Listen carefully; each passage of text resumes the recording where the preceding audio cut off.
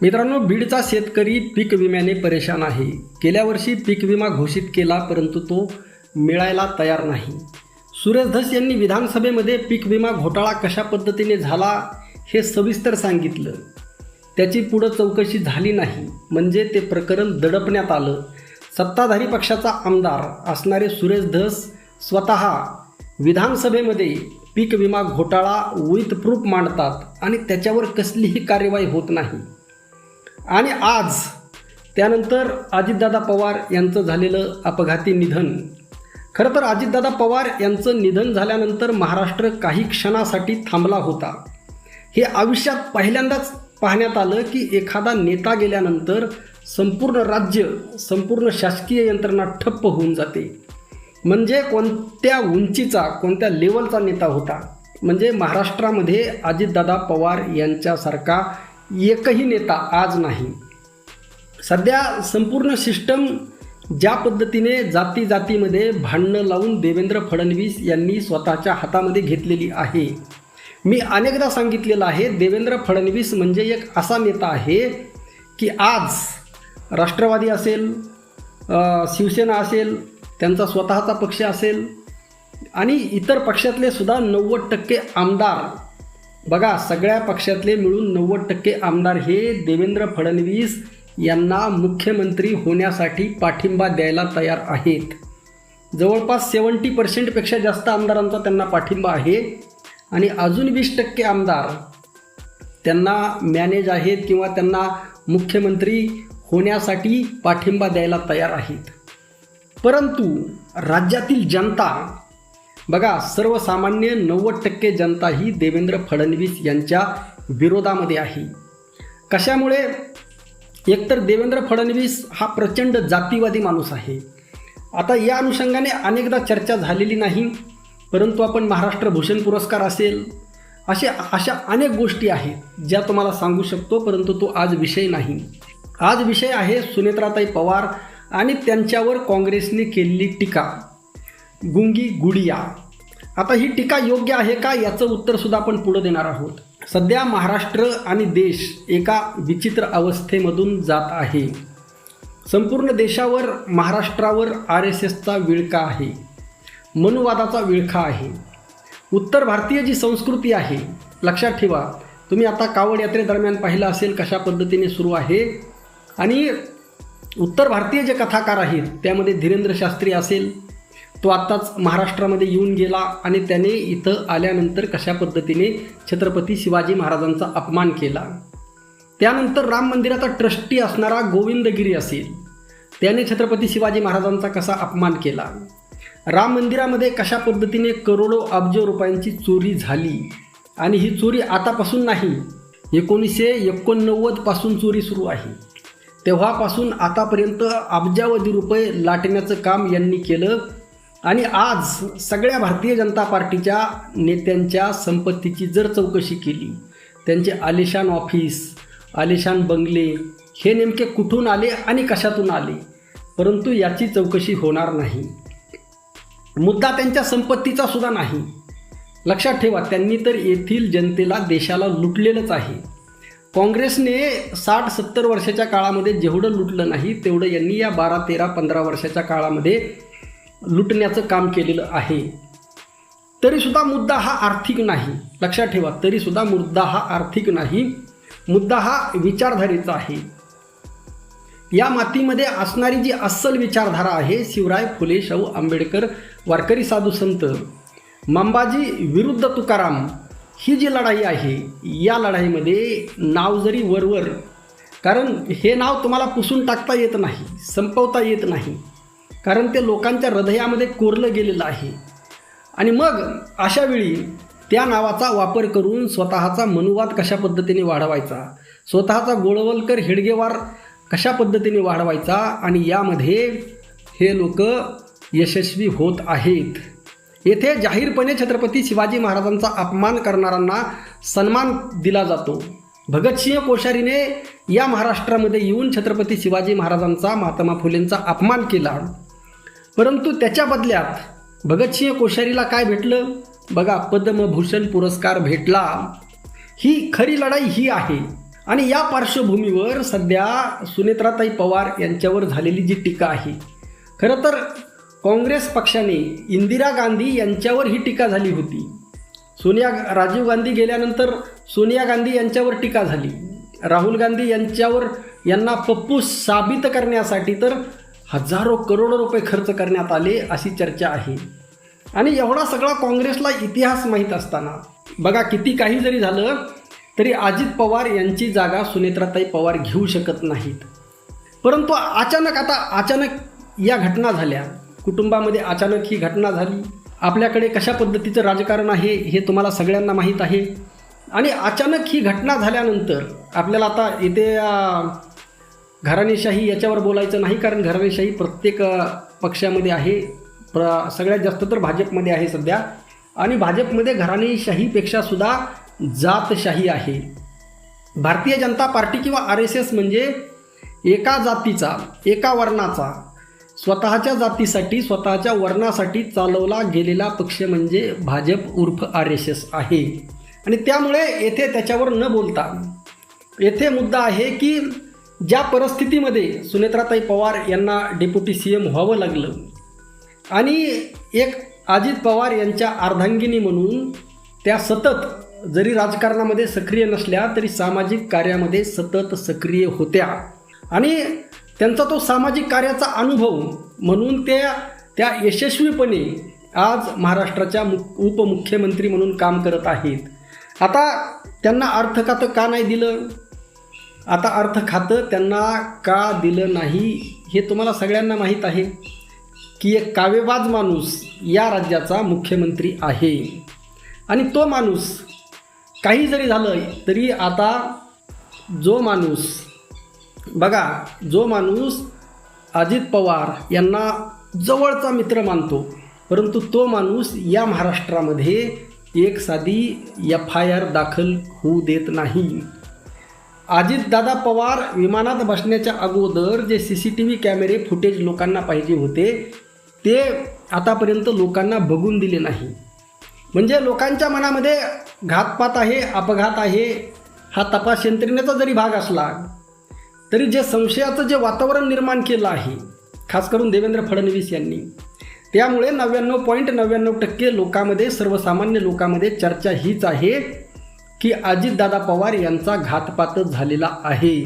तरीसुद्धा लक्षात ठेवा, आता काय झालेलं आहे मी तुम्हाला सांगितलं अगोदरच की 90% आमदारांचा देवेंद्र फडणवीस यांना पाठिंबा असल्यामुळे आणि उलट त्या 90%मध्ये चढाओढ लागलेली आहे की मी किती फडणवीस यांच्याप्रती इमानदार आहे. आणि अशामध्ये देवेंद्र फडणवीस यांची खुर्ची एकदम बळकट आहे, त्याला कसलाही धोका नाही.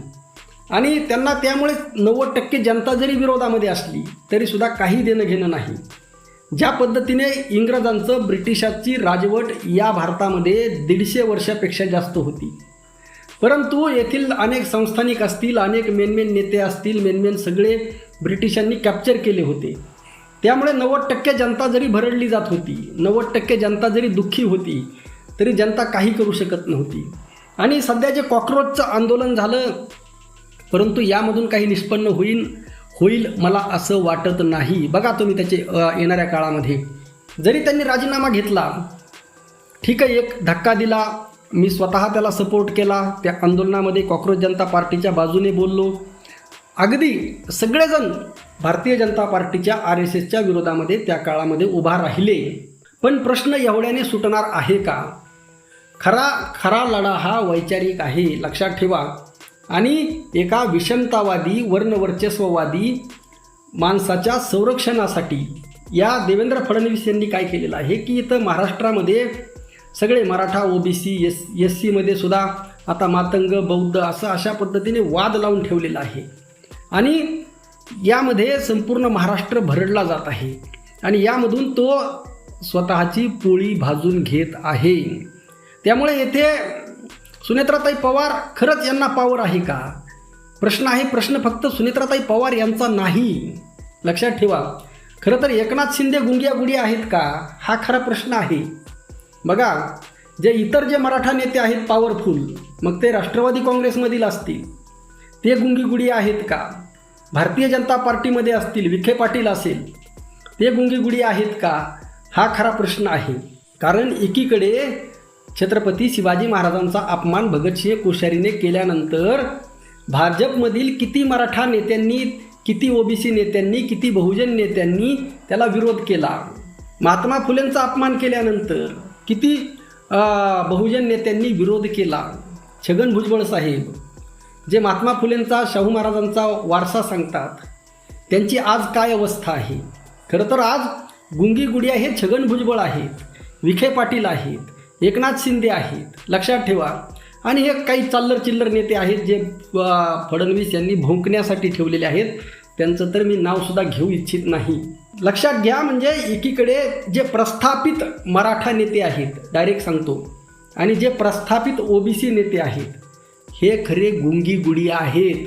सुनेत्राताई पवार यांच्या तुम्ही एक सॉफ्ट टार्गेट काँग्रेसने बनवणं अत्यंत चुकीचं आहे. लक्षात ठेवा. आता मी हनुमंत पवार यांची प्रतिक्रिया ऐकत होतो, परंतु मला ती अत्यंत चुकीची वाटली. त्यांनी जे प्रश्न विचारले त्या प्रश्नांची उत्तरं देण्याची हिंमत एकनाथ शिंदे यांच्यामध्ये आहे का? म्हणजे खरी गुंगीगुडी आहे. एकनाथ शिंदे आहेत, विखे पाटील आहेत, छगन भुजबळ आहेत, जेवढे मराठा ओबीसी प्रस्थापित नेते आहेत हे खरे गुंगीगुडिया आहेत. हे सगळे असे दावणीला जसा बैल बांधायचा असतो व्यसन लावून त्या पद्धतीने बांधून ठेवलेले आहेत आणि यांचा मालक देवेंद्र फडणवीस आहेत.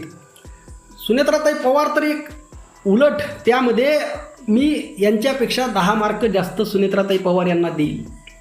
कारण ज्या परिस्थितीमध्ये त्या उपमुख्यमंत्री झाल्या आणि नेटाने बघा, पक्षांतर्गत त्यांना होणारा विरोध, प्रफुल्ल पटेल, सुनील तटकरे यांनी त्यांच्या विरोधामध्ये किती षडयंत्र केलं, परंतु त्या षडयंत्राला त्या पुरून उरल्या, राष्ट्रीय अध्यक्ष झाल्या. दिलेली जबाबदारी कामं असेल, बीडमध्ये आल्यानंतर अजित पवार यांच्याप्रमाणे सकाळी 7ला उठून कामाला, एक महिला असून. म्हणजे सगळे, आता पत्रकार परिषदसुद्धा घेतली. आता बीडमध्ये जे गुन्हेगारीचं जे पार्श्वभूमी आहे, खरं तर ही धनंजय मुंडे यांची जिम्मेदारी आहे. एकेकाळी बीड जिल्हा हा लोकनेते गोपीनाथराव मुंडे साहेब यांचा जिल्हा म्हणून ओळखला जायचा. मी स्वतः बीडचा आहे आणि आम्हाला कुठंही महाराष्ट्रामध्ये, पुण्याला जाऊ, मुंबईला जाऊ, धाराशिवला जाऊ, संभाजीनगरला जाऊ, कुठंही गेल्यानंतर आम्ही स्वाभिमानाने सांगायचो आम्ही बीड जिल्ह्याचे आहोत आणि लोकनेते गोपीनाथराव मुंडे साहेब यांच्या जिल्ह्याचे आहोत, हे आम्ही स्वाभिमानाने सांगायचो. तेथे आम्हाला कधीही जात आडवी आली नाही किंवा आम्ही गोपीनाथराव मुंडे साहेब यांच्यामध्ये कधीही जात पाहिली नाही. कारण त्यांनीसुद्धा, ठीक आहे, त्यांनीसुद्धा समाजाचं काम केलं असेल, परंतु एक व्यापक दृष्टिकोन त्यांच्याकडे होता. कार्य करताना, नेतृत्व करताना एक लोकनेता कसा असतो, जो सर्व जातींना, समूहाला घेऊन चालतो, सगळ्या जिल्ह्याला सोबत घेऊन चालतो आणि सगळ्या राज्याला, देशाला सोबत घेऊन चालतो, असं एक लोकनेतृत्व म्हणून गोपीनाथराव मुंडे साहेब होते. परंतु त्यांचा वारसा धुळीस मिसळून टाकण्याचं काम कुणी केलं असेल तर ते केलेलं आहे धनंजय मुंडे यांनी. ज्या पद्धतीने संतोष देशमुख यांची हत्या झाली आणि त्यानंतर ज्या पद्धतीने वाल्मिक कराड याला वाचवण्याचा प्रयत्न झाला आणि आजही अनेक आरोपी मोकाट आहेत. मी याच्यावर व्हिडिओ बनवलेले आहेत. आजही अनेक आरोपी मोकाट आहेत आणि यामध्ये मग महाराष्ट्र हा नेमका ही परिस्थिती कशामुळे झाली याचं आत्मचिंतन धनंजय मुंडे यांनी करणं गरजेचं आहे. त्या तुलनेमध्ये पंकजाताई मुंडे एकदम आतापर्यंत त्यांनी कधीही जातीवाद किंवा अशा गुन्हेगारी कृत्याला समर्थन दिलेलं नाही. म्हणजे लोकनेते गोपीनाथराव मुंडे साहेबांचा वारसा केवळ आणि केवळ पंकजाताई मुंडे यांच्याकडे आहे, धनंजय मुंडे यांच्याकडे अजिबात नाही. हे सुद्धा लक्षात घ्या. आणि सुनेत्राताई पवार यांनी अगदी यशस्वीपणे बीड जिल्हा दौरा केल्यानंतर, लोकांचे प्रश्न असतील ते मार्गी लावल्यानंतर, वेगवेगळ्या ठिकाणी भेट दिल्यानंतर, मंदिर असेल किंवा अनेक वेगवेगळे प्रश्न असतील तिथं भेट देऊन ज्या विकासाचे जे प्रश्न आहेत ते त्यांना जेवढे अधिकार आहेत, जेवढी पॉवर आहे, तेवढ्या पॉवरनुसार ते प्रश्न मार्गी लावण्याचं काम त्यांनी केलं. आणि पत्रकाराच्या प्रश्नांना सुद्धा उत्तरं अनेकदा दिलेली आहेत. याच्या अगोदरसुद्धा मीडियावर अनेकदा बाईट दिलेली आहे, पत्रकारांना उत्तरं दिलेली आहेत. सुरुवातीच्या टप्प्यात तर मी पाहिलं 1-2 वेळेस देवेंद्र फडणवीस यांनी त्यांना अडवण्याचा प्रयत्न केला होता, किंवा त्यांच्या प्रश्नांचं त्यांनी उत्तर दिलं होतं, हे सुद्धा तुम्ही पाहिलेलं आहे. परंतु एक मुद्दा नीट लक्षामध्ये घ्या. आता इथं बीडच्या गुन्हेगारीचा प्रश्न विचारला बीडचे पत्रकार आहेत सुरेश जाधव, आणि त्यानंतर त्यांना रोखण्याचं काम धनंजय मुंडे यांनी केलं. आता ठीक आहे, आता काय असतं, एवढा ज्या मुरब्बी राजकारणी जे असतो किंवा मुरलेला राजकारणी असतो तशा त्या नाहीत. आणि एक आपलाच सहकारी जो मंत्री राहिलेला आहे राजकारणामध्ये, एकेकाळी राज्याचं नेतृत्व केलेलं आहे, विरोधी पक्ष नेता राहिलेला आहे, अशा धनंजय मुंडे बोलले पत्रकाराला थांब, त्या शांत राहिल्या. यामध्ये त्यांना गुंगी गुडिया म्हणावं असं काहीच नव्हतं. खरं तर काँग्रेस पक्षाने सध्या एक काँग्रेसच्या बाजूने एक पॉझिटिव्ह वातावरण आहे, त्याचा फायदा काँग्रेसने घ्यायला पाहिजे. राहुल गांधी एक सक्षम आणि एक दिशा देणारं नेतृत्व या देशाला भेटलेलं आहे. ते नेतृत्व कशा पद्धतीने मजबूत होईल. आज काँग्रेसची अवस्था काय आहे, हर्षवर्धन सपकाळ एकटे लढत आहेत, परंतु त्यांच्यासोबत इतर नेते लढत नाहीत. म्हणजे हे सगळे बाकीचे जे प्रस्थापित नेते आहेत, लातूरचे असतील, तिकडचे सतेज पाटील असतील, तिकडचे नाना पटोले असतील, हे आपापला मतदारसंघ सोडायला तयार नाहीत.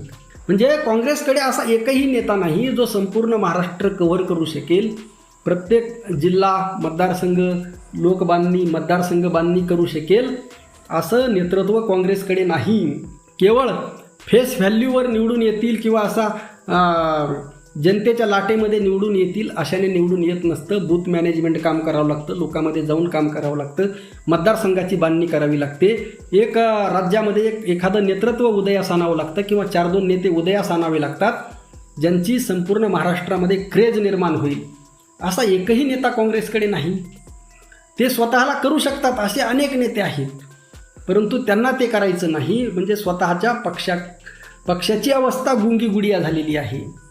लक्षात ठेवा, येथे मी राहुल गांधीला आणत नाही, कारण राहुल गांधी यांचा सध्या परफॉर्मन्स हा एकदम बेस्ट आहे, परंतु महाराष्ट्रातील काँग्रेसचा परफॉर्मन्स हा अजिबात बेस्ट नाही. उलट त्यांच्यापेक्षा कितीतरी चांगला परफॉर्मन्स हा सुनेत्राताई पवार यांचा आहे. आता अर्थ खातं देवेंद्र फडणवीस तुम्हाला सांगितलं की येथील सगळे मराठा ओबीसी प्रस्थापित नेते सगळे मिंधे झालेले आहेत. लक्षात ठेवा, शिंदे यांच्या बाबतीत जो मिंदे शब्द वापरतात तसे सगळे मराठा ओबीसी नेते हे मिंदे झालेले आहेत, लाचार झालेले आहेत, ते स्वत्व हरून गेलेले आहेत, अस्मिता हरून गेलेले आहेत. शिवराय फुलेशाह आंबेडकर ही विचारधारा विसरून गेलेली आहेत. त्यामुळे येथे फक्त सुनेत्राताई पवार यांच्यावर कडून अपेक्षा करणं किंवा सगळ्या या ज्या पराभवाचं अपयशाचं खापर त्यांच्या माथी फोडणं हे अत्यंत चुकीचं आहे असं मला वाटतं. विषय खूप मोठा आहे, परंतु बऱ्याचशा गोष्टी तुमच्या लक्षामध्ये आल्या असतील. आपलं मत नक्की कळवा आणि तुमच्या कॉमेंटनंतर आपण उर्वरित भाग पुन्हा घेऊ. रामकृष्ण हरी, जय जगद्गुरू, जय शिवराय, जय भीम.